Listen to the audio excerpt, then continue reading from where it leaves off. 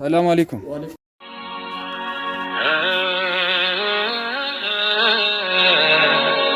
ምንድነው ማለት እንዴት ነው አንተ በዚህ ሁኔታ እንዲህ ልትሆን የቻልከው? ማለት ብሎ በቀጥታ በቋሚነት የሚረዳኝ ሰው የለም። በቃ ምግብም ቁርስም ሰዓራትም በስርዓት በአግባቡ አላገኙም። ወደ 100 ኪሎ ነው ወድቆበት ወገቡ ተሰበረ። ሰላም ሰላም፣ ውድና የተከበራችሁ ኢትዮጵያውያን ሀገር ውስጥም ከሀገር ውጭ ያላችሁ ደህና ናችሁ? ሁሌም ሰላማችሁ ይብዛ እያልን ዛሬ በአዲስ ሀሳብ መተናል። እኔና ባለቤቴ ብዙ ተመካከርንና ሶሻል ሚዲያ ላይ ለመምጣት አሰብን። ግን ከመጣንም ቁም ነገር ያለው ነገር መስራት ነው ያለብን ሚላውን ተነጋገርንና ምን እንስራ ብለን ስናስብ ዙሪያችን ላይ ያሉ ብዙ አካል ጉዳተኛ ቤተሰብ የሌላቸው ሰፖርት የሚያረጋቸው ቤተሰብ የሌላቸው በሽተኛ ልጅ ያዙ በጣም ብዙ አቅም የሌላቸው ሰዎች አሉ እና ቢያንስ ያ ነገር እኛ ምክንያት ሆነን በእኛ ሰበብ መራት የሚፈልጉ ሰዎች ደጋግ ልብ ያላቸው ብዙ ሰዎች አሉ። ኖሮን ዋናው ልብ ነው። ኖሮን ግዴታ ብዙ ብር ሊኖረን አይገባም። ካለን ለሻይ ከምንጠጣበት ላይ 100 ይሁን 200 ለነሱ ለኛ ሻይ የምንጠጣበት ብር ለነሱ የዕለት ጉርሳቸው ነው የሚሆነው እንደሚሆን እናውቃለን። እና እኛ በራሳችን አይደለም ሁሉንም የምናደርገው ኑሯቸውን ቤታቸውን ከራሳቸው አንደበት እያንዳንዱ ነገር ከራሳቸው አንደበት እናሰማቸዋለን። ቤታቸውን ኑሯቸውን ቪዲዮ ቀርጸን እናሳያቸዋለን። ከዛን አካውንታቸውን እናስቀምጣለን። መርዳት የምትፈልጉትን አክል ትረዳላችሁ ማለት ነው። አታሳፍሩንም። ምክንያቱም የተቀደሰ ሀሳብ ነው ይዘን የመጣ ነው ብዬ አስባለሁ። ምክንያቱም ሰውን ለመርዳት ነው የወጣ ነው። ሰውን ለመርዳት ደግሞ ሰው መሆን በቂ ነው የሚባል አባባል አለ እና አሁን ገብተን ዛሬ አንድ ልንጎበኛ ያሰብነው የተቸገረ ሰው አለ። የዛን ሰው ህይወት ምን ይመስላል፣ አኗኗሩ ምን ይመስላል የሚለውን ገብተን በቪዲዮ እናያለን። ወደ ቤታቸው እንገባለን። እንግዲህ ቤተሰቦች እየገባን ነው። ይኸው ቤታቸውም ይሄን ይመስላል። እንግዲህ ያለውን ነገር አብረን የምናይ ነው የሚሆነው። እስኪ ነይ እንሂድ። አማን ሰላም አለይኩም።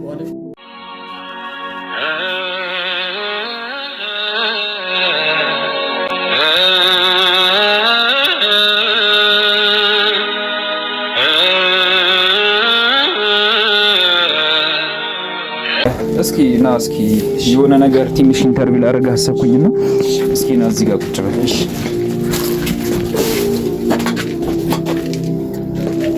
ያዘልውን ብሩ አይ ሰላም። እንግዲህ የተከበራችሁና የተወደዳችሁ ውድ ኢትዮጵያውያንና ኤርትራውያን እንደምን አላችሁ? ከሀገር ውስጥም ከሀገር ውጭም ያላችሁ ኢትዮጵያውያን ሰላም ናችሁ ወይ? ዛሬ እንግዲህ በአዲስ ነገር መተናል። ቅድም ባለቤቴ እንደዘረዘረችው እንግዲህ የምታዩት እዚህ ጋር የምታዩት የሆነ ሰው አይነ በሲር ነው ማለት አይኑ አይታየውም እና በጣም ብቻ ግን በጣም ከባድ የሆነ ነገር ላይ ነው ያለው። እስኪ ምን እንደሚመስል ከሱ አንደበት ምን ሰማ ይሆናል። እስኪ በቅድሚያ ለቤተሰቦቻችን ስምህን በማስተዋወቅ እንጀምር። እሺ፣ ቢስሚላህ አማን ተማም እባላለሁ። ተወልጄ ያደግኩት ወርሶ ከተማ ውስጥ ነው። ኦኬ፣ ማለት እንዴት ነው ቤተሰብ ምናምን የለህም? ቤተሰብ የለኝም። እናት አባቴ በህይወት የሉም። እናቴ 2010 አካባቢ ነው የሞተችው። ለ3 አመት ያክል የአልጋ ቁራኛ ሆና በደም ግፊትና በስኳር ምክንያት ለ3 አመት የአልጋ ቁራኛ ሆና 2010 ላይ ነው ከዚህ ዓለም በሞት የተለየችው እና አባቴ ነበረ። አባቴ ደግሞ 2013 አካባቢ እንደዚሁ በእርጅናና በህመም ምክንያት የአልጋ ቁራኛ ሆነ፣ ታመመ። ለ2 አመታት በአልጋ ላይ ካሳለፈ በኋላ 2015 አካባቢ እሱም እንደዚሁ ከዚህ ዓለም በሞት ተለየ እና እኔ አሁን ላይ የሚረዳኝ ሰው የለም። በችግር ላይ ነኝ ያለሁት። ምንድነው ማለት እንዴት ነው አንተ በዚህ ሁኔታ እንዲህ ልትሆን የቻልከው? ማለት አይንህ እንደማይታየህ ነው የምናውቀው ብዙዎቻችን። እኔም አንዳንዴ እየመጣው እንደምጠይቅህ ታውቃለህና ማለት እንዴት ነው አይንህን እንደዛ ልትሆን የቻልከው? ቤተሰቦቻችን በደንብ እንዲሰሙት እንዲያውቁት ስለፈለኩ። እሺ፣ አይነ ስውር የሆንኩት 1991 ላይ ነው። ሁለተኛ ክፍል እየተማርኩኝ ነው እና በፊት ርቀት ማየት ይቸግረኝ ነበር በመነጽር ለተወሰነ ጊዜ ክትትል እያረኩኝ በመነጽር ማየት ችዬ ነበረ እና 1991 ላይ ሁለተኛ ክፍል እየተማርኩ ትምህርት ቤት ቁጭ ባልኩበት ሰሌዳ እያየው ነው እዛው አይኔ ጋረደኝ። አይኔን ብርሃኔን ያጣሁት እና ጓደኞቼ ናቸው ከትምህርት ቤት ይዘውኝ ወደ ቤት የመጡት እና ከዛ በኋላ በተለያየ ለሕክምና ለማድረግ ሁለቱም አይኔ ኦፕራሲዮን ተሰርቶልኛል እና መዳን አይችልም ብለውኛል ሐኪሞቹ። ስለዚህ አሁን ማለት አይንህ በዚህ ሁኔታ በቃ እስከ መጨረሻው ድረስ ይቀጥላል ነው ተብለው ማለት ብለው ነው ዶክተሮች ደምደሞ እንትን ያሉት? እዚህ ወሊሶ ሉቃስ ሆስፒታል ሄጄ አንድ ወቅት ላይ ምርመራ አድርገውልኝ የአይን ነርቭ ችግር ነው ብለውኝ አሁን ባለው ቴክኖሎጂ እሱን ማከም አይቻልም እና ዝም ብለው አታድክሙትም ምናምን ብለው ለቤተሰብ ተናገሩ። የዛኔ በሰዓቱ ከዛ በኋላ በቃ እናንተ ማለት ከዚህ በኋላ ምንም መፍትሄ የለውም ብላችሁ ቀጥታ ወደ ቤት ገባችሁ ማለት ነው? ወደ ቤት ገባን በቃ ከዛ በኋላ ምንም ያረጋግጥ። እሺ ቆይ አሁን ማለት ያ እንዳለ ሆኖ ታዲያ አሁን እስከ ማለት በዚህ ሁኔታ እንዳለህ ነው አይንህ በዚህ ሁኔታ ላይ ነው ያለው።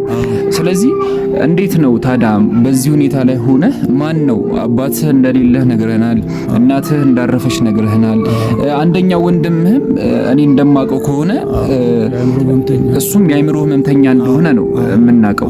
እና ማን ነው የሚረዳችሁ? በምን አይነት ሁኔታ ነው የምትረዱት? እንዴት ነው ሰውስ ማለት እንዴት ነው? እሱን እስኪ አሁን ባይነ ብሎ በቀጥታ በቋሚነት የሚረዳኝ ሰው የለም። በቃ ምግብም ቁርስ፣ ምሳ፣ እራትም በስርዓት በአግባቡ አላገኝም። ከበር እና እንደዚህ የስነ አእምሮ ጤና ችግር አለብኝ። መድኃኒት ሌላም ህመም አለብኝ ማለት አይንህም ብቻ አይደለም ማለት ነው። የአእምሮ ህመም ችግር አለብኝ። መድኃኒት ወደ 2003 ነው 2004 አካባቢ ከዛ ጊዜ ጀምሮ መድኃኒት እየወሰድኩ ነው። አሁን መድኃኒት በጣም ተወደደ። መግዣ ገንዘቡን ራሱ አጥቼ እየተቸገርኩ ነው። ባለፈው ሰው አስቸግሬ ነው በቃ መወስደው መድኃኒት እዚህ ገበያ ላይ የለም፣ ጠፋ ተፈልጎ። ያንን ነገርም ሰምቻለሁ። ቤተሰቦች ማለት መድኃኒቱ ላይምሮ ማለት ነው ላይኑ ሳይሆን ላይምሮ በጣም ውድ መድኃኒት እንደሆነ ነው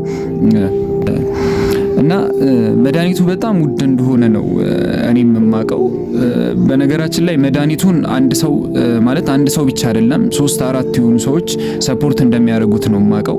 እና አላህ ይስጣቸው እንደ አይነት ሰዎችም ማለት አሉ። በጣም ብዙ እንዲደጋግ የሆኑ ልብ ያላቸው የሆኑ ሰዎች አሉ። በዛም መንገድ ነው እስከዛሬ ድረስ ሰፖርት እያደረጉት መድኃኒቱንም እየተጠቀመ ያለው። እና አሁን ግን በጣም ማለት ሰውም ይሰለቻል። በጣም ከባድ ነው። ረጅም ጊዜ ሰውም ይሰለቻል። እና እስኪ ቢያንስ ደግሞ እናንተ ይህን ነገር እያያችሁ ያለውን ነገር እንድትደግፉት ደጋግ ኢትዮጵያኖች እንዳላችሁ እናውቃለን። ኢትዮጵያ ውስጥም ከሀገር ውጭም ሆናችሁ ይህንን ቪዲዮ የምትከታተሉ የሆናችሁ ሰዎች እስኪ ማለት ቢያንስ የእሱን አካውንት ከስር እናስቀምጣለን። እንግዲህ እንደምትረዱት ተስፋ አድርገናል ብለን ነው እንደምትረዱት ተስፋ እናደርጋለን። ተስፋ አለን ብለናል እኛም እኔና ባለቤቴ ማለት ነው። እና ይህንን ሀሳብ ስናነሳ ስለዚህ ነገር ስናነሳ እኔና ባለቤቴ በደንብ አድርገን አውርተን በደንብ አድርገን ተዘጋጅተን ማን ይኖራል ኬት እንጀምር የሚለውን ነገርም በደንብ አሰበን ነው። ይሄ የመጀመሪያ ቪዲዮአችን ነው ብለን ነው የሚያሰብነው።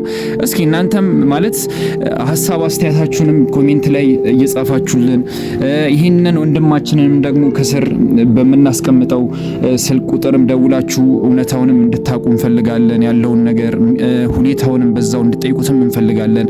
አካውንቱንም ከስር እናስቀምጥላችኋለን እና በዛው ቢያንስ በነገራችን ላይ ቀደም ባለቤቴም ኢንተሮ ላይ ተናገራለች። 100 ብር 50 ብር በጣም ኢዚ የሆነ ነገር ነው። በጣም ሲምፕል የሆነ ገንዘብ ነውና በማንኛውም ነገር የምናጠፋው የሆነ ሳንቲም ነው።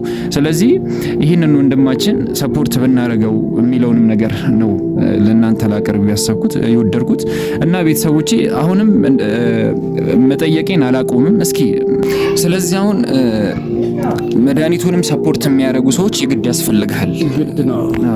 በጣም በችግር ላይ ነው ያለሁት። እሺ ቆይ እኔ የምለው ማለት አንዳንድ ሰዎች ምግብም የሚያመጡልኝ ሊሆኑ ሰዎች አሉ በዛው መሃል ማለት ነው። እንዳልከኝም አንዳንዴ ሳልበላም ማድረበት ቀን አለ፣ ሳልበላም ሙልበት ቀን አለ ምናምን ብለኸኛል። በጣም ከባድ የሆነ ነገር ነውና እስኪ ወንድምህስ በምን አይነት ሁኔታ ነው ያለው? እሱም የአእምሮ ህመምተኛ ነው ብለኸኛል። እሱስ እንዴት ነው? እሱም እንደዚሁ ጎበዝ ተማሪ ነበረ፣ ድሮ ይማር ነበረ፣ የደረጃ ተማሪ ነበረ። በቃ የቀን ስራ እየሰራ ምናምን ነገር ራሱን እየደገፈ ይማር ነበረ። በቃ እሱም ከጊዜ በኋላ ታመመ።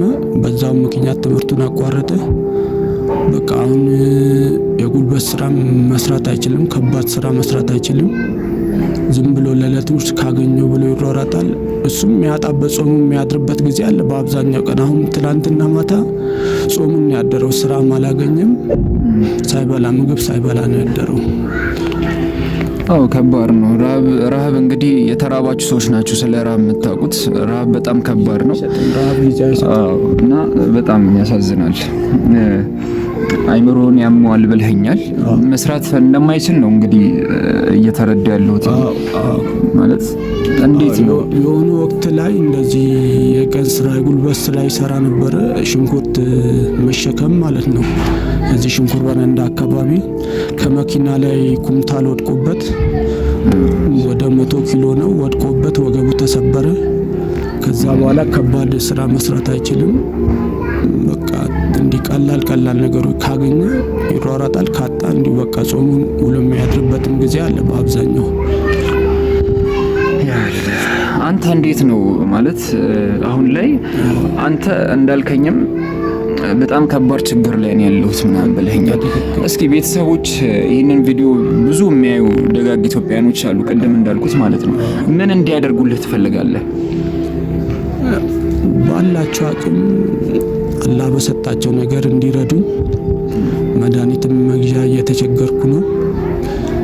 በምግብም ዙሪያ እቸገራለሁ እና የቀበሌ ቤት ላይ ነው የምኖረው። የቤት ኪራይ ራሱ መክፈል እየተቸገርኩ ነው። ከ2012 እስከ 2015 ያለ የቤት ኪራይ አልተከፈለም እና የ3 አመት የቤት ኪራይ ወደ 1800 ብር 50 ብር ነው የምንከፍለው በወር። ወደ 1800 ብር አለብኝ።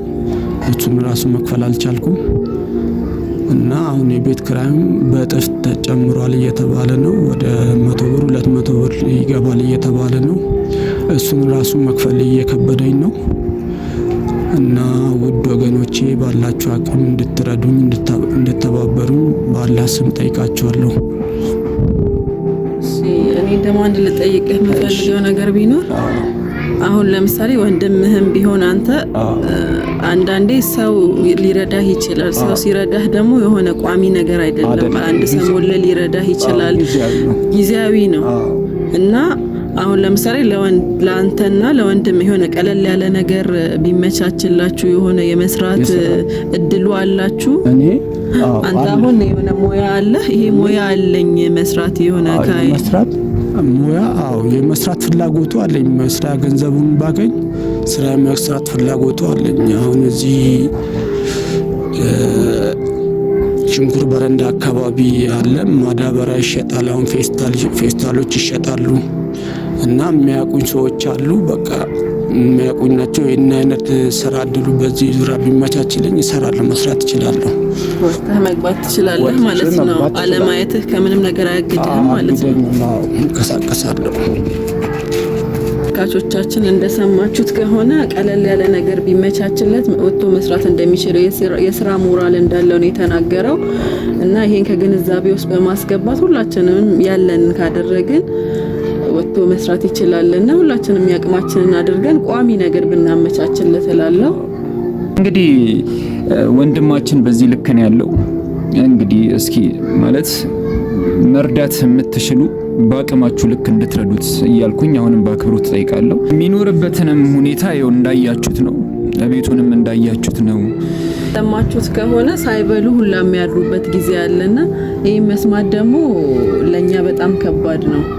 አንድ አእምሮ በሽተኛና አንድ የማይታየው እንደገና በዛ ላይ ደግሞ ድጋሚ እሱም የአእምሮ በሽተኛ ነው። ሁለት በሽታ ይዞ የሚንቀሳቀስ ሰው ይረዳቸው የሌለ ሰው እኛ ኢትዮጵያውያን እያለን እነሱ ሳይበሉ ሲያድሩ ማየት በጣም ከባድ ነው፣ ስሜትን ይነካልና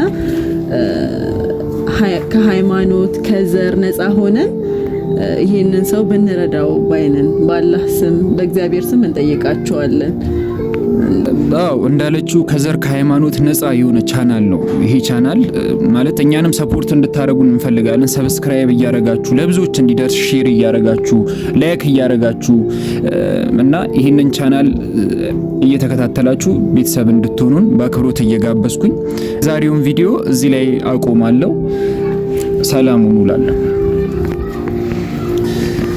እና በቃ ሰላም አለይኩም። እሺ ወአለይኩም። እንግዲህ ቤተሰቦች እንግዲህ የሚሉትን እኔ ደግሞ ያቅሜን ደግሞ ትንሽም ብትል ላረግልህ አስቤያለሁ እና ማለት ብዙም እንትን እንደማይልህ አውቃለሁ፣ ብዙም እንደማይጠቅምም አውቃለሁ። ግን ቢያንስ ትንሽ እኔ ባቅሜ ደግሞ ትንሽ የሆነች ነገር ለአንተ እንግዲህ ትንሽ ብር ነች። እስኪ እቺን ብር ያዛትና እና ሀቢቢ በቃ አካውንትህን እዚህ ከስር እናስቀምጣለን፣ ስልክህንም እናስቀምጣለን። ንገራቸው እስቲ በቃልህ ታውቀዋለህ። አካውንትህን በቃልህ ንገራቸው፣ ከዛኛ ደግሞ ከስር እናስቀምጣለን። እሺ በቃሌ እንኳን አላውቀውም። እሺ በቅድሚያ ስልክህን ንገራቸው። ስልክ እሺ 78 54 70 10 0978 54 70 10 ስሜ አማን ተማም እባላለሁ። እሺ አሁን ደግሞ አካውንት እሺ በቃል ታውቀዋለህ? አካውንት በቃሌ አላውቀውም። እሺ ወረቀት ላይ አለ። አዎ ስለዚህ እኔ ኦኬ ብር ያስገባህበት ደረሰኝ ላይ እሱ ላይ ይኖራል እንዴ? ማለት ሙሉ ላይ ጻፍ ይችላል። ኦኬ አለ አካውንት ይላል። አዎ አንድ ይሄው እንደምታዩት አያችሁት? አካውንት ይላል 1046 23 95 56 7 ነው። እንግዲህ ቤተሰቦች ታምኑን ነው እኛንም እንድታምኑን ጭምር በማሰብ ነው። አማን ተማም ነው የሚለው አካውንቱ። ደውላችሁ መጠየቅ ትችላላችሁ ራሱ። እንግዲህ ለዛሬ እዚህ ላይ እናበቃለን። መጎብኘት፣ ማየት፣ መርዳት በአካል መታችሁ መርዳት የምትፈልጉ ወሊሶ ከተማ 05 ነው 05 አብሬት መስጊድ አካባቢ ነው ያለው። መታችሁ ማየት ትችላላችሁ። ቻው። ነሻቢ ሰላም አለይኩም። ቻው። በቃ አማን ግባ። በቃ ሰላም